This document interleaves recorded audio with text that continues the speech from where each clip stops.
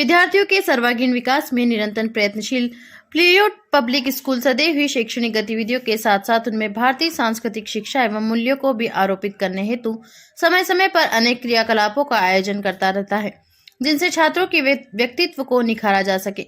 इसी उद्देश्य की पूर्ति हेतु मंगलवार 6 दिसंबर 2022 को प्लील्यूट पब्लिक स्कूल में स्पीक मेके के तत्वाधान में अंतर्राष्ट्रीय ख्याति प्राप्त कथक नृत्य कलाकार व पंडित बिरजू महाराज की शिष्या मोमाला नायक द्वारा कथक नृत्य पर एक कार्यशाला का आयोजन किया गया। Speak Mackay the society of the promotion of India classical music and culture among youth एक स्वैच्छिक युवा आंदोलन है, जिसकी स्थापना वर्ष 1977 में हुई थी।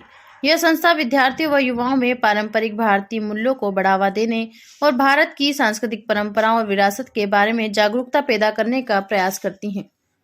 कार्यक्रम का शुभारंभ कथक मेस्ट्रो मोमाला नायक, अतिथिगण विद्यालय के निदेशक डॉक्टर सुशील गुप्ता, प्राचार्य जगदीश सिंह धामी व प्रमुख समन्वयक संजय शर्मा के द्वारा दीप प्रज्वलन के साथ हुआ।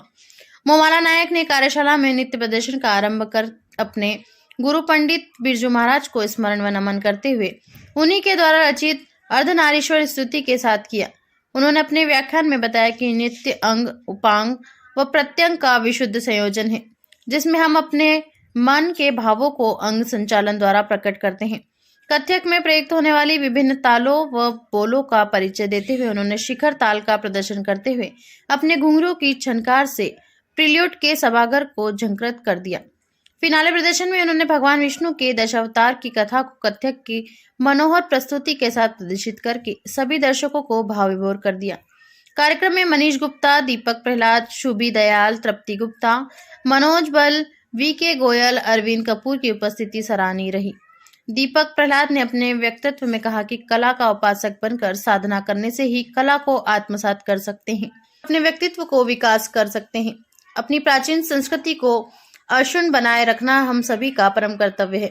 अंत में प्राचार्य जगदीश सिंह धामी ने आभार व्यक्त करते हुए मोमाला नायक को भारतीय संगीत कला के संरक्षण में स्वयं को समर्पित करने पर हार्दिक बधाई दी। इस कार्यशाला के माध्यम से प्लील्यूट के साथ साथ सनफ्लावर स्कूल व एसएस कॉन्वेंट स्कूल के विद्यार्थियों व उनके नृत्य शिक्षक भी लाभान्वित हुए।